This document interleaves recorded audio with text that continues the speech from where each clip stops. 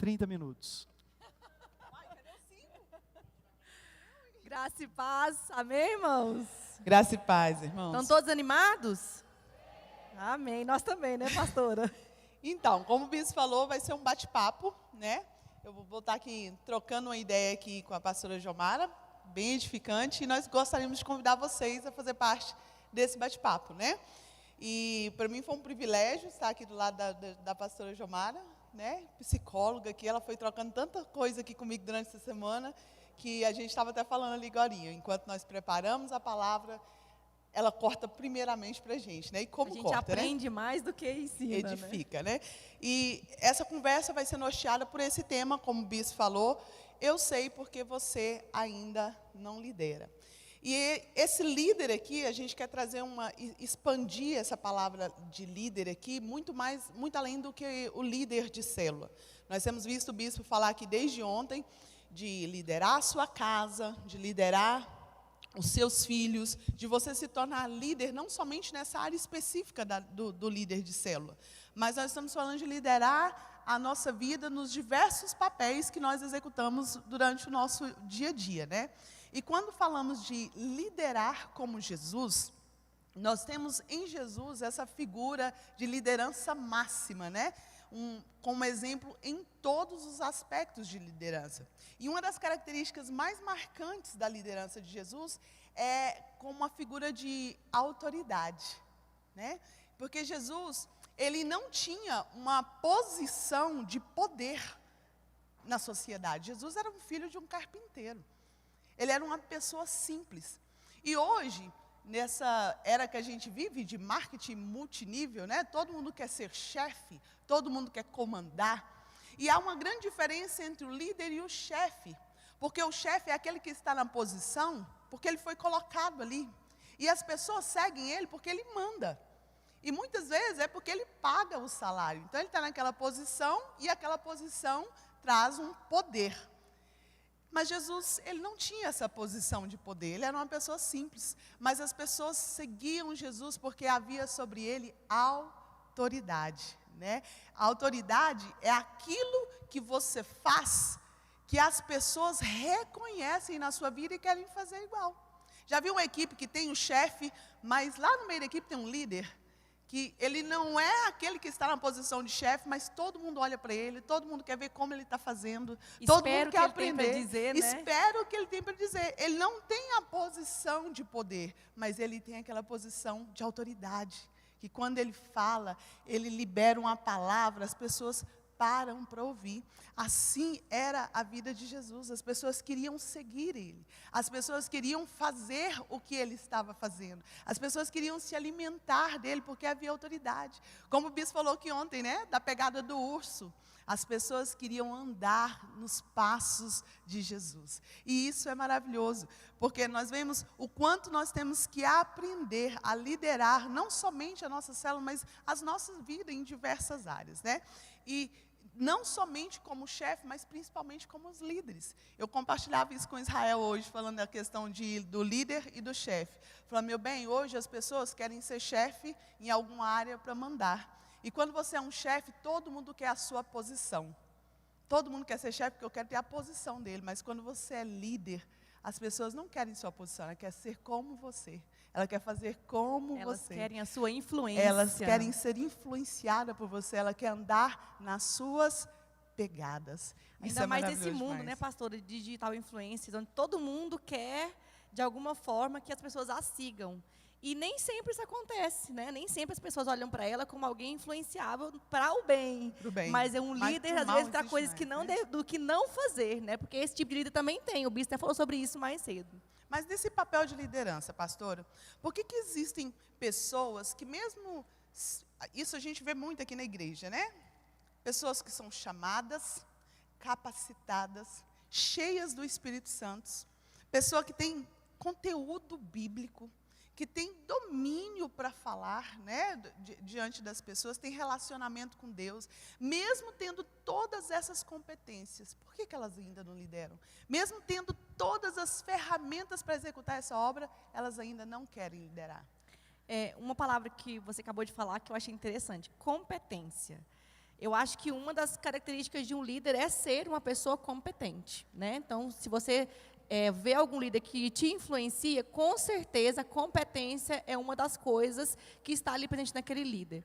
Mas essa competência, ela é dividida em duas partes, que os empresários, hoje o mundo do business, chama de hard skills. O que são hard skills? Quando você vai fazer uma entrevista de emprego, a primeira coisa que as pessoas te pedem é o quê? É um currículo. O que é que você sabe fazer? Então, o hard skills, ele fala sobre as competências técnicas de alguém. Ou seja, o que você aprendeu? Quais são os seus cursos? Quais são os treinamentos? Qual é a sua experiência? E para eles, o hard skills ele é muito importante. Por quê? Porque ele vai falar daquilo que você sabe tecnicamente, as suas habilidades específicas, o que é muito importante. E esse é o motivo porque muitos líderes não lideram. Porque muitos líderes focam apenas nessa parte, no hard skills. Então, aqui é um momento que nós estamos, então, desenvolvendo nosso hard skills. A gente está num treinamento de líderes. Estamos aqui agora exercitando nossa mente, exercitando nosso conhecimento, enchendo ele, capacitando as pessoas para que ela possa liderar. Mas esse não é o único e talvez não seja o mais importante elemento da competência. Um outro importante, talvez mais importante característica da competência é o que a gente chama de soft skills. O que são os soft skills? São as capacidades, são as competências emocionais. É a capacidade de você lidar com você mesmo e você lidar com o outro. Olha o tanto que isso é interessante. E olha o quanto isso é difícil, às vezes, de a gente fazer, de lidar, de ter e de adquirir. Porque tanto a competência do hard skills, as competências específicas, quanto as competências emocionais, elas podem ser desenvolvidas. Aqui é uma forma do hard skills, mas qual que é? E qual seria, pastora, uma das formas de desenvolver as competências emocionais, que nós entendemos que é a mais importante dentre as duas competências? Eu acho que dentro dessas competências emocionais, um ponto-chave é o autoconhecimento. Porque nós vivemos, eu acho que nós nunca tivemos uma época de tantas pessoas emocionalmente estáveis. Aquela pessoa que hoje você olha para ela, você pode contar com ela, amanhã ela passa por um problema, ela volta lá para o estaca zero da liderança, e você fala, poxa, já estava lá na frente, e você tem que recomeçar tudo de novo. Porque essas pessoas, na maioria das vezes, elas não se conhecem. E nós precisamos gastar tempo para nos autoconhecer. Conhecer suas próprias emoções, entender as suas emoções para que você tenha capacidade de regulá-las. E a partir do momento que eu lido bem com as minhas emoções, elas não se tornam um problema para mim e nem para as pessoas que estão à minha volta. Nessa questão de hard skill, soft skill, hoje as empresas preferem o soft skill porque ele se relaciona bem. Tem várias pessoas que são hard skill, mas ela tem um péssimo relacionamento interpessoal. Não basta só conhecer, não basta tem que só se relacionar. Conhecer, né? Até quem se relaciona só com máquina, ela tem que se relacionar. Ela tem que saber se relacionar É consigo verdade, mesma, com as suas emoções. Hoje em dia tem muitos recrutamentos de tecnologia, né? Então chamam os tech recruiters. E essas pessoas, elas trabalham e chamam, digamos assim, recrutam pessoas que trabalham com a área de tecnologia, que supostamente é os nerds, supostamente é aqueles que são mais introspectivos. E essas pessoas, elas têm que ter soft skills. Apesar de não trabalhar diretamente com outras pessoas, mas trabalhar com máquinas, se ela não souber lidar com as próprias emoções, se ela não se autoconhecer, ela não tem a capacitação necessária para ser um bom funcionário de uma empresa de tecnologia. E são pessoas que ganham 15 mil, 20 mil, então elas não basta só saber de máquina. O conhecimento técnico dela não é suficiente. Se ela não mas o souber lidar com as autoconhecimento, emoções, né? E nós precisamos não somente conhecer, mas aprender a nomeá-las. Existem várias emoções que a gente nem sabe o nome dela. A gente aprende muito na escola, é a raiva, a alegria, a tristeza, mas a frustração, a decepção, a mágoa, né? a indignação. Né? Agora nós vimos uma notícia ali que nos deixou meio que impactados ali. Então, nós precisamos nomear essa emoção para saber lidar com ela. Quantos líderes tomaram decisões definitivas com base em sentimentos momentâneos? Por causa de uma decepção que teve na célula, encerrou a célula. Tomou uma decisão definitiva com base de um sentimento, uma emoção momentânea. Então, conhecer e identificar essa emoção faz com que eu me torne dono e não escravo das minhas emoções. Muito jóia isso que você acabou de falar, porque eu já conheci, talvez muitos de vocês também já conheceram, pessoas que deixaram de liderar porque achavam que estava, por exemplo, que já estava esgotado, ou que já não conseguia, mas que não era um bom líder, não conseguia liderar, e ele estava cansado.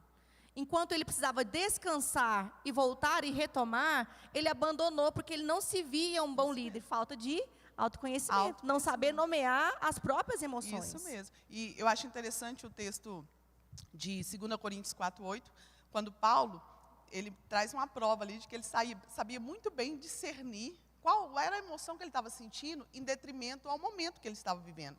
Então ele fala assim, ó, de todos os lados eu sou pressionado. As pressões vêm, mas não desanimado. Eu reconheço esse sentimento, eu não vou me abater. E ele fala, eu fico perplexo, mas eu não desespero. Você vê que ele reconhecia, opa, esse sentimento aqui, essa situação está me levando a esse sentimento. Mas esse sentimento não vai me levar a tomar nenhuma decisão definitiva, eu vou perseverar. E ele fala, eu sou perseguido, mas não abandonado. Quantas vezes no momento de perseguição você acha que você está sozinho, porque você não consegue reconhecer esse sentimento e nem se voltar para a palavra, que Deus falou que vai estar com você em todos os momentos. Né? Abatido, mas não destruído. E eu ouvi algo essa semana que eu fiquei apaixonada, que diz que toda emoção é um convite para a oração. Toda emoção é um convite para a oração. Eu lembro, pastora Jomara, que nós estávamos preparando para uma conferência do MLP, e eu estava sentada bem ali, no rumo da porta ali, com a apóstola Elizabeth e a pastora Fabiana, e numa conversa informal, ela estava falando sobre provérbios, que diz sobre tudo que se deve guardar, guarda o seu coração. E ela falou algo que eu guardo para a minha vida. Eu anotei na minha Bíblia, eu acho que tem quase, não sei se tem mais de 10 anos, ou não sei dizer o tempo. E ela falou assim, olha, tristeza, mágoa, decepção, frustrações, guarda na oração. Alegria, conquista, fé, isso guarda no coração. As pessoas guardam coisa contrária. Pega tristeza, mágoa, decepção e guarda no coração. Esse tipo de sentimento você guarda na oração. Por isso que você deve guardar o seu coração. Olha, está magoado, está decepcionado? Guarda isso na oração. Pastor, é interessante porque quantos líderes a gente conhece que lideram com a mágoa, que lideram com a frustração, que lideram com a angústia ou com a decepção, e não lideram com a alegria, não lideram com a fé, com a conquista, porque estão guardando no lugar errado. E interessantíssimo isso que você acabou de falar. E o líder ferido fere, o líder magoado magoa, né? Porque ele vai reproduzir aquilo ali.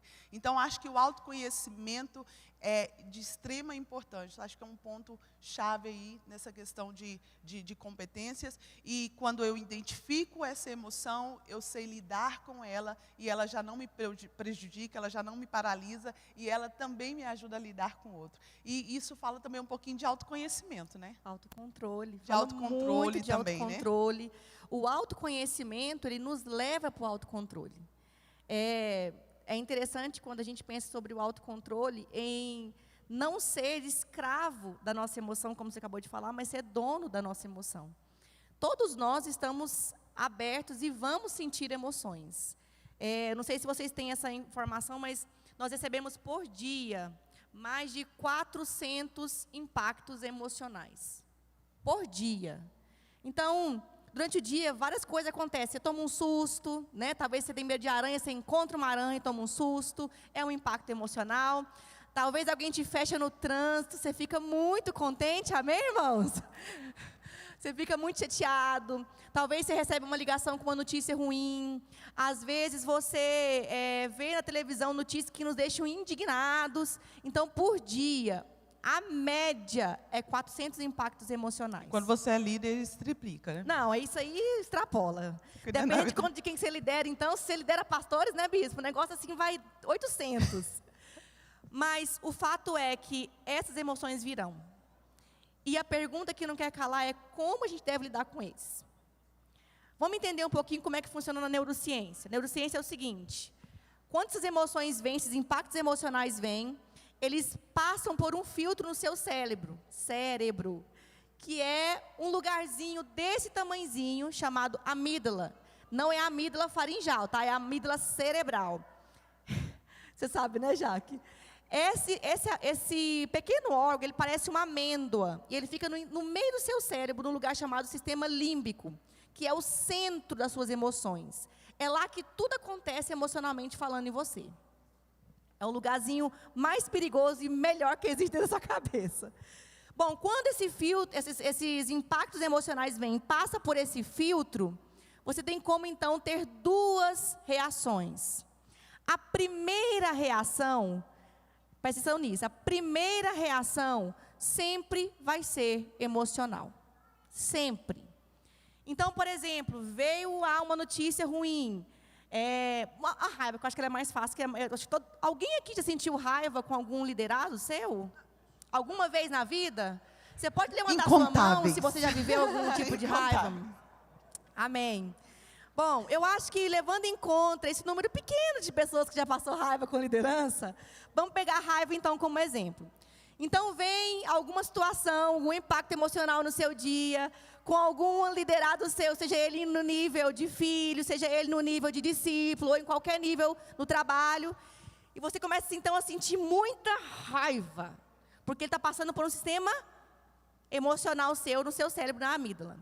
A primeira reação, ela vai ser sempre emocional. Então você vai gritar, você vai... O que mais que a gente vai gritar com raiva? Alguns choram, alguns parte para a briga, grita. Então a primeira reação, ela sempre é emocional. E a consequência dessa reação é muito grande. Por quê? A Bíblia fala que depois que soltou a palavra, meu filho, já era. Não tem como engolir ela mais não. Depois que você chutou, não tem como você deschutar. É impossível isso acontecer. Depois que você quebrou o braço de alguém, não tem como você desquebrar. Não tem. Então, a primeira reação, ela é emocional e ela geralmente causa consequências irremediáveis. Qual que é a boa notícia? Que tem uma segunda reação. A segunda reação, se você esperar um pouquinho e esperar que essa primeira reação, ela se assente, ela vai para um lugar chamado neocórtex frontal, que também está localizado no nosso cérebro. No neocórtex frontal, essa informação, ela chega como racional e não mais emocional. Então, a primeira resposta, emocional. A segunda resposta, racional. Então, eu consigo pensar, eu consigo refletir na consequência e eu consigo agir a partir dela. Olha que interessante. Então, eu e você, como líderes, precisamos entender esse processo do nosso organismo para a gente poder lidar com as pessoas. E, principalmente, lidar com nós mesmos, com a nossa casa, com a nossa família. Eu acho isso tão interessante, essa questão do autocontrole na liderança, porque, às vezes, seus discípulos chegam para você para confessar algo, ou que ele fez algo, assim, absurdo. E quantas vezes nós não temos a sabedoria de, opa, deixa eu... A gente só vai deixando o negócio crescer aqui dentro, né? Você responde na hora. E nós vimos isso com Jesus, que ele se retirava para orar. É verdade. Falou, olha... Eu ouvi aqui, eu vou orar para trazer uma palavra para você, mas você abre a boca ali e desliga o cérebro, né? Deixa falando ali. Tudo que a gente foca cresce. É verdade. Se você foca na raiva que você está sentindo ali, ela vai crescer. Você já parou para pensar quando você às vezes tem um probleminha com o seu marido, ou mulheres, né? E aqui você pensa só naquilo que aconteceu. Meu Deus do céu, que negócio é ruim, aquele negócio você vai remoendo, o negócio vai ficando grande. Só eu que já tive essa experiência com o Samuel. Não que o Samuel me passe muita raiva no dia, não, que é isso. Mas assim, quando, as pouquíssimas vezes que eu me irrito com alguma coisa, se eu ficar focado naquilo, gente, o negócio cresce de um tamanho, eu começo a falar coisa que eu não devo, eu começo a sentir coisa que eu não devo, pensar coisa que eu não devo.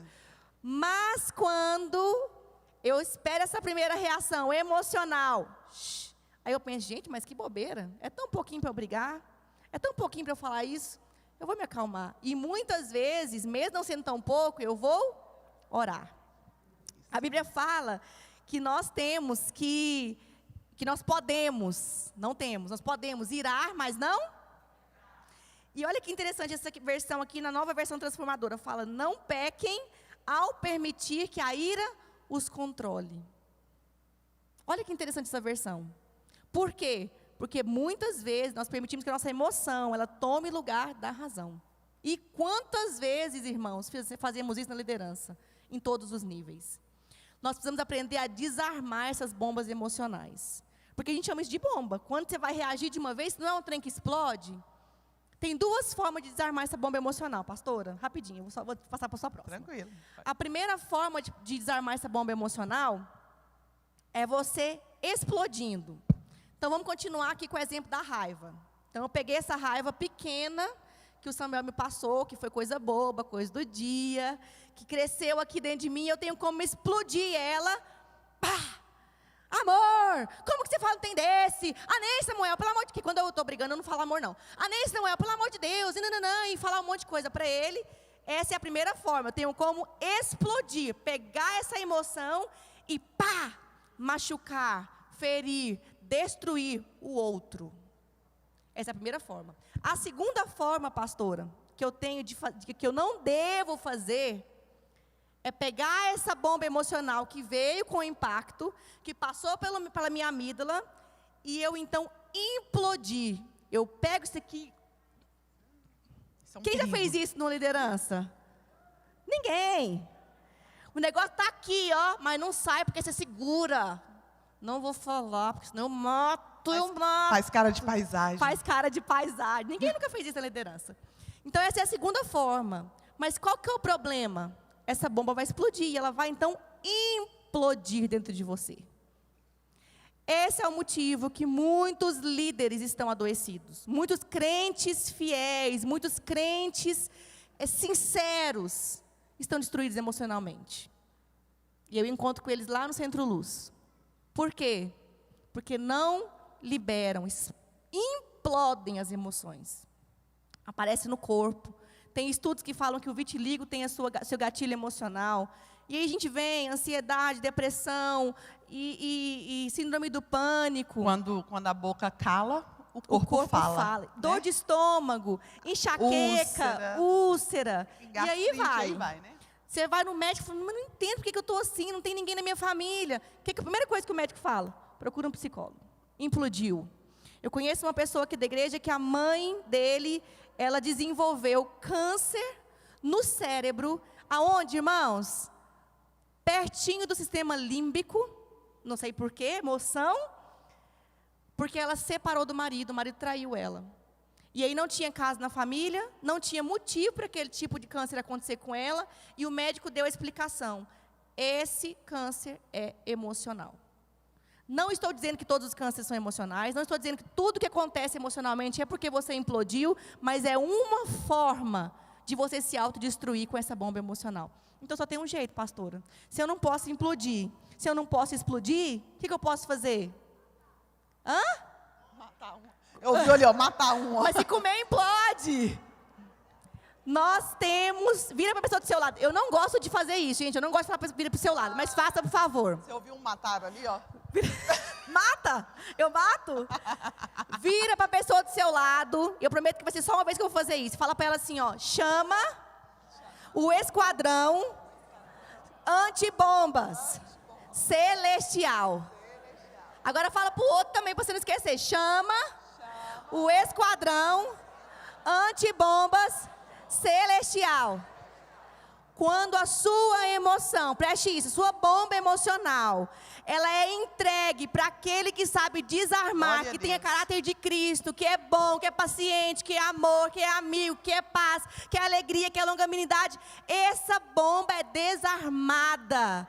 E você funde então o seu coração, o coração de Deus, e isso faz que você se acalme e assuma as características de Jesus. Oh, glória, é verdade. Pronto, vou passar para a próxima.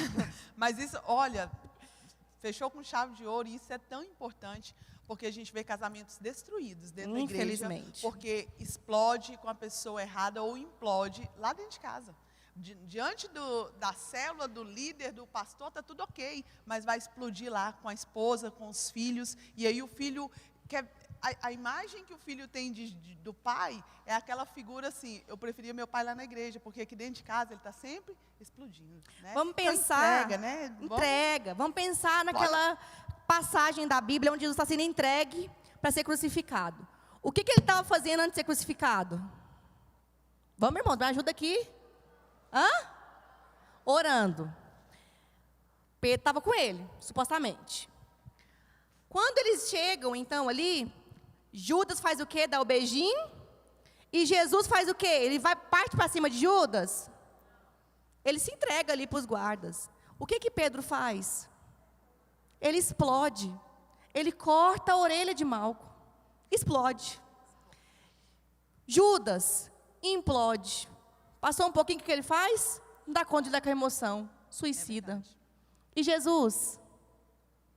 Ele orou, ele entregou, ele soube lidar. Ele se entregou porque ele sabia que tinha que passar por aquilo. E como que ele passou? Entendendo que Deus está no controle, assumindo as características do Pai. Voluntariamente se entregou. Aleluia. Não, Isso irmãos. é maravilhoso Misericórdia. demais, né? Tá bom demais. Glória a Deus. Então, além do autoconhecimento, Isso. o autocontrole, Isso. eu poderia pontuar aqui também a humildade. Humildade.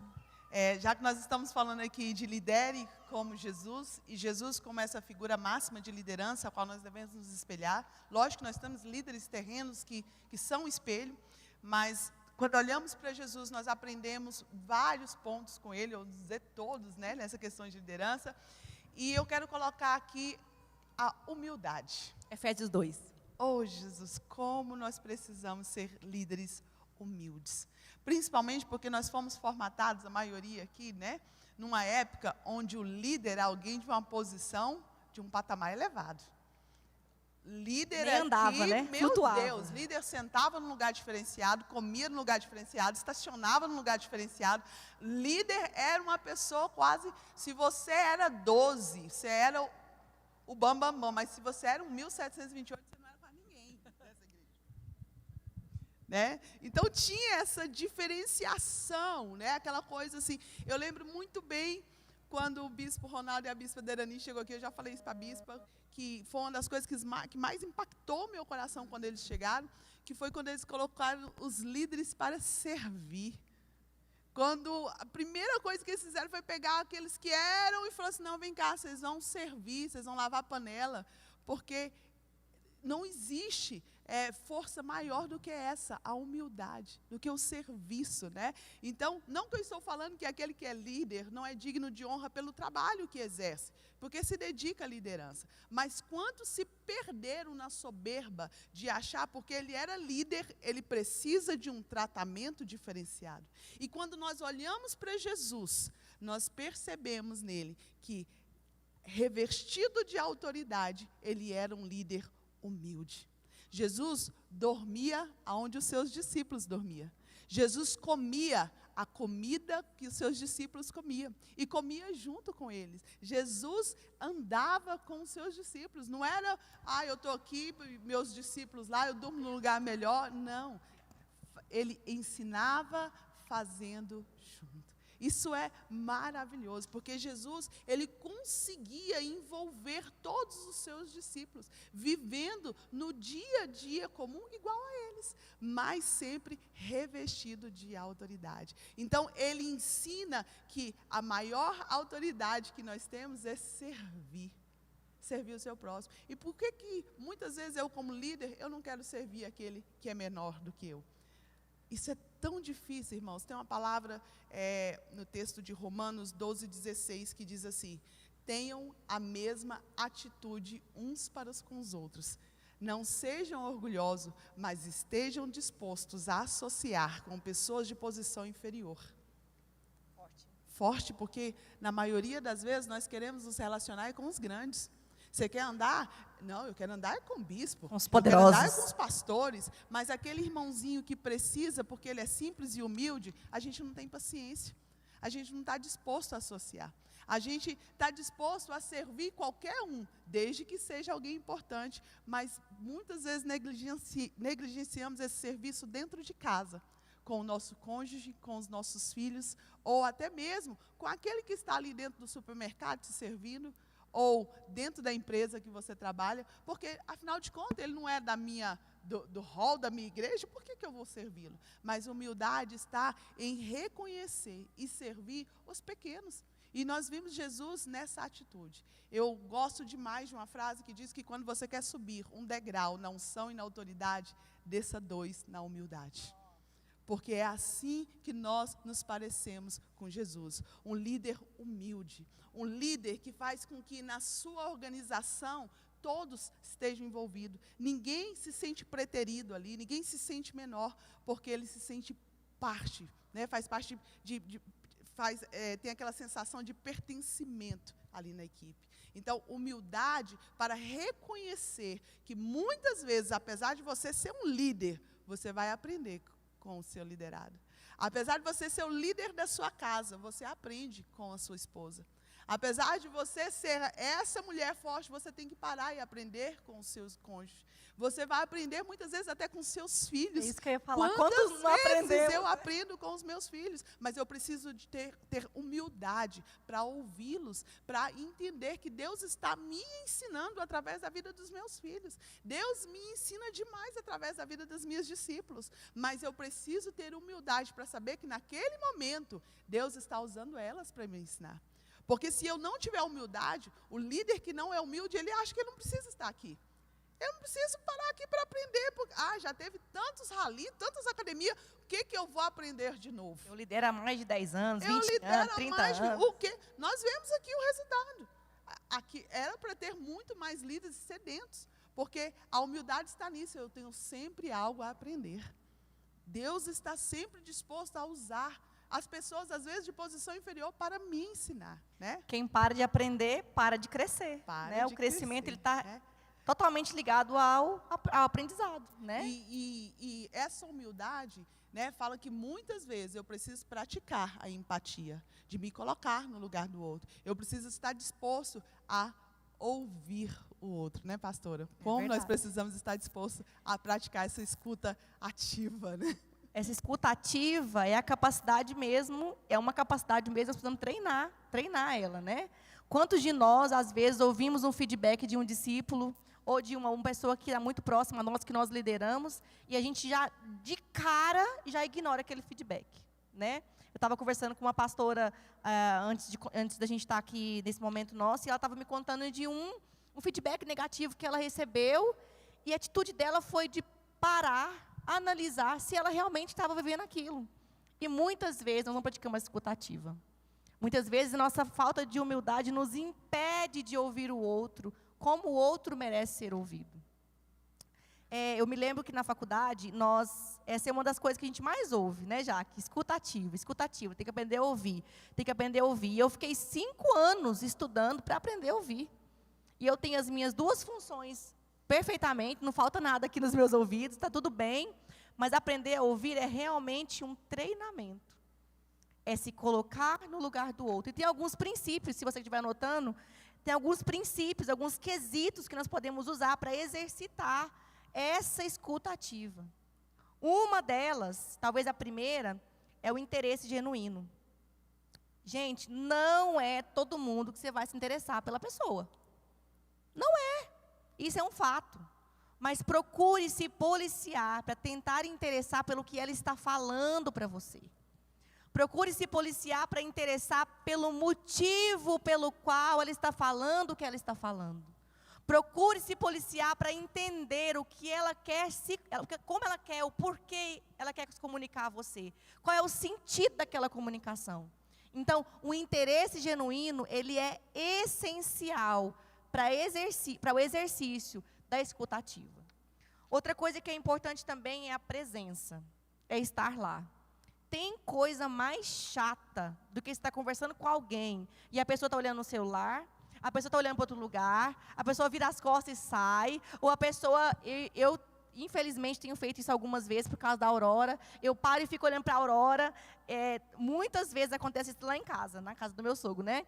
Ele vai contar uma coisa que Deus está falando com ele, super importante, eu estou prestando atenção, mas aí eu estou olhando para a Aurora, porque ela tem que estar derrubando alguma coisa, e a impressão que eu passo para a pessoa é o quê?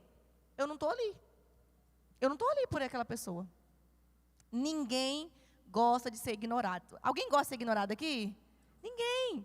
Então, a presença, estar ali, não só do corpo, mas a sua mente, as suas funções, está voltado para aquela pessoa. Quando tem presença, o seu corpo se inclina um pouco. Já reparou?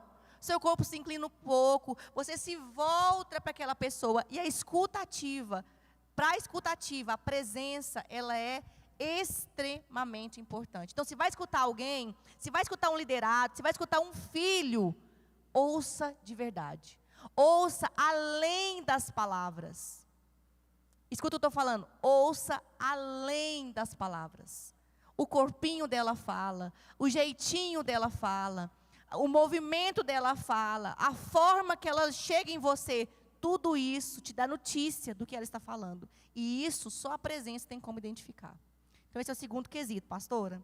Outro quesito importante, acolhimento. Acolha a fala da pessoa. Para você escutar direito, você precisa acolher essa fala. Quantas vezes tem alguém conversando com você e no meio da fala você corta ela e completa a frase? É chato isso, não é, gente? Eu já fiz isso muitas vezes, eu confesso, e eu tenho me policiado para não fazer. É chato, porque quando acontece comigo eu acho ruim. Quantas vezes você está conversando com a pessoa e ao invés de você esperar ela terminar um assunto, já quer rebater. Não, mas eu não penso assim. Não, mas eu quero dar minha opinião. A gente já ouve a pessoa formulando a resposta. Nem espera. Ela está falando, você está fazendo, peraí, eu vou responder isso, assim, assim. Você nem para esperar ela terminar, de concluir o pensamento. Você já está pensando naquilo que você vai responder para ela, né? E isso é muito interessante, porque nós temos muito medo do silêncio.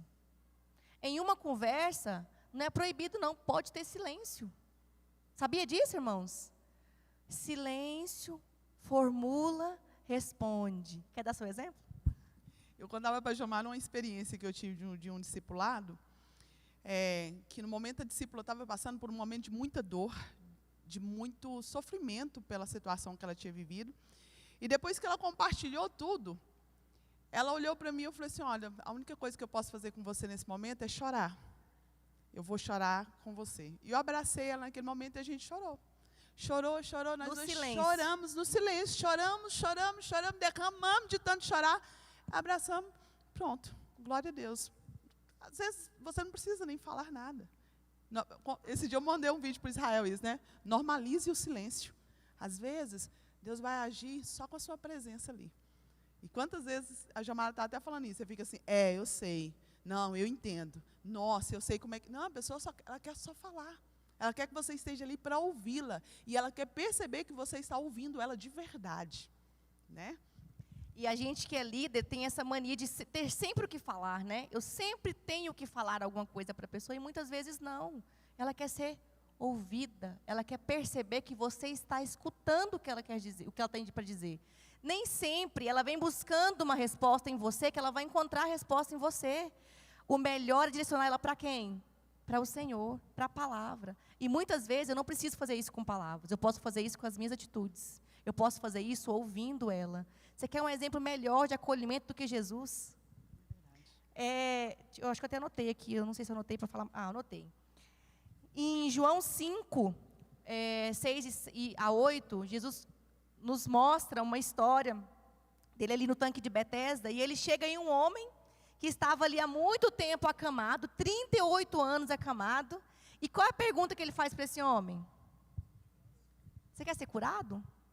Meu irmão, o homem está na cama, o homem está doente, 38 anos, todo mundo é curado e ele não. E a pergunta é, você quer ser curado? Sabe o que ele fez? Ele fez uma pergunta disparadora, uma pergunta ampla. E qual que é a resposta do homem para ele? Eu estou aqui sentado nesse tanque, ninguém me olha, ninguém me joga nesse tanque, eu estou aqui, eu sou abandonado. Eu estou aqui. Exatamente isso, ele não responde a pergunta de Jesus, ele responde outra coisa, ele responde a dor dele. Se Jesus não tivesse feito essa pergunta, já chegasse lá, já tivesse curado aquele homem, ele é o líder, o homem ficaria satisfeito? Mas havia cura só no físico. Jesus curou a alma daquele homem antes de curar o físico. Sabe como? Escutando o que ele tinha para dizer. Depois que Jesus escutou ele curou ele. Ele não deu continuidade no assunto, ele não falou para ele, mas a Bíblia diz, meu irmão, ele não pregou para ele nada. Nada. Eu imagino na minha fantasia que ele tenha tido um silêncio naquele momento. E depois curado aquele homem. Ele acolheu a dor daquele homem. Escutando. Só escutando. Nada mais. Então, acolher é um dos quesitos para uma escutativa. E é uma das qualidades de um bom líder. Escutar de verdade. É verdade. Eu acho que, dentre esses pontos que a gente pôde identificar aqui, do autoconhecimento, o autocontrole, a humildade, a escutativa, para cada um de nós, né? Eu acho que você já teve várias experiências em liderar a célula, ou você está aqui como um fominha, né? Como o Bis falou, disposto a abrir a sua célula, ou você está aqui porque você já não lidera mais, como é o tema aqui da palavra. O nosso intuito aqui é trazer luz ao seu conhecimento, para que você entenda que liderar não é um fardo, quando você lidera como Jesus. Você vai errar várias vezes. Olha, tem um exemplo aqui do Paulinho e da Jéssica, nossos discípulos. Ele abriu 3 células e não deu certo. Ele abriu uma célula, deu errado. Ele abriu a 2ª célula, não dava gente. Ele abriu a 3ª célula, deu errado. E hoje ele tem uma das maiores células da nossa descendência. Ele perseverou. Constância. Constância. Ele errou. Muitas vezes ele agiu, ele e a Jéssica, com imaturidade, mas eles cresceram. Persevere. O seu alvo é Jesus. E quantas vezes nós tornamos a liderança um fardo porque nós queremos fazer da nossa forma? Quantas vezes você acha que cuidar de vidas é pesado porque você quer fazer da sua forma? Quantas vezes em discipulado com as minhas discípulas eu tenho que chegar para elas e falar assim, olha, descansa, quem vai fazer é o Senhor. Tira esse fardo, porque elas chegam estressadas, chegam cheias de, né, Focada focadas na emoção. Na emoção daquilo que elas estão passando com as discípulas dela, falam, olha, descansa. Essa obra é do Senhor. Deus te deu, irmão, uma ferramenta. Deus te capacitou e essa capacidade vem do alto. E Ele reservou essa tarde para falar para você, por que que você ainda não lidera, tendo tudo isso em suas mãos? Meu irmão, quanto mais você cuida da obra do Senhor, mais Ele cuida de você. Não tem coisa melhor para que você cresça, para que você amadureça, para que você alargue a sua tenda do que cuidar do reino do Senhor. Pode ser que você olhe para as suas limitações, para a sua incapacidade, mas quando você olha para o seu exemplo de líder, que é Jesus, você automaticamente vem com essa capacitação que vem do alto, segundo o que Tiago 1,17 diz. Toda boa dádiva, todo dom perfeito vem do alto, descendo do Pai das luzes que não muda. Ele nunca mudou e nem vai mudar com você. Deus não importa com o resultado. Ele quer ver você sendo esse vaso operoso em suas mãos. Então, deixa Deus te usar. Deixa Deus te usar. Eu sei que pode ser que você chegou aqui essa tarde cheio de fardos diante da sua célula. Mas o Senhor quer te levar a ter autoconhecimento, autocontrole. Aprender a gerir suas emoções. Aprender a ser humilde. Aprender essa escuta ativa. E voltar para o lugar que o Senhor te colocou. Tem vidas que dependem da palavra que sairá da sua boca. Então deixa esse rio fluir. Não impeça esse rio de fluir da sua vida. Amém? Vamos orar? Senhor, é diante da sua presença que nós colocamos cada vida que está aqui. Pai, nós sabemos que nós de nós mesmos não temos força, não temos capacitação, mas é o Senhor, ó Pai, é a capacitação do alto, Senhor, que nos leva a fazer a sua obra. Nos ensine, Senhor, a não fazer a sua obra do nosso jeito, da nossa maneira, mas fazer a sua obra do seu jeito. Perdoe, ó Pai, nossa falta de autoconhecimento, nossa falta de autocontrole, nossa falta de humildade, nossa incapacidade de ouvir o outro. Senhor, nos ajude a cuidar uns dos outros como o Senhor cuidou de nós. A Bíblia nos mostra que o Senhor cuidou de nós como irmão mais velho, que o Senhor nos levou a ouvir o Pai, a conhecer o Pai, a amar o Pai, Coloque sobre nós, Senhor, as marcas do Senhor, para que nós possamos em Ti, ó Pai, contigo, com a sua capacitação, concluir a obra que o Senhor colocou em nossas mãos. Não nos permita olhar para um ou para outro, mas olhar para o Senhor, porque para cada um, o Senhor tem capacitado de maneiras diferentes para obras específicas. Te louvamos, te agradecemos e te peço, ó Pai, gere em cada coração aqui um coração de líder, para que nós não caiamos em erros do passado e nem em erros de outros, mas caminhemos segundo as suas pegadas, segundo as suas marcas, segundo as suas patas, em nome do Senhor Jesus. Ruja sobre nós, leão da tribo de Judá, em nome de Jesus.